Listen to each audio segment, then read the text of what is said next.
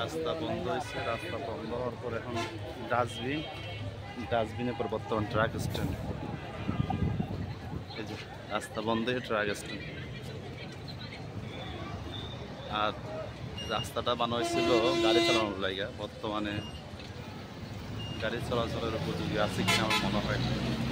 আমার মনে হয় 10 ফিটও ফাঁকা আছে। আমার মনে হয় না যে 10 ফিটের রাস্তা ফাঁকা আছে। এই হলো অবস্থা।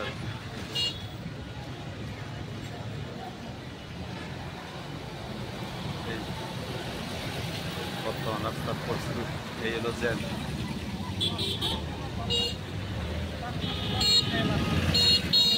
আমার দেশের মানুষ আর কীভাবে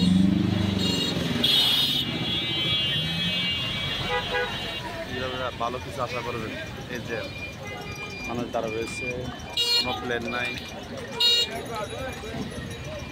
ভালো হয়ে গেছে।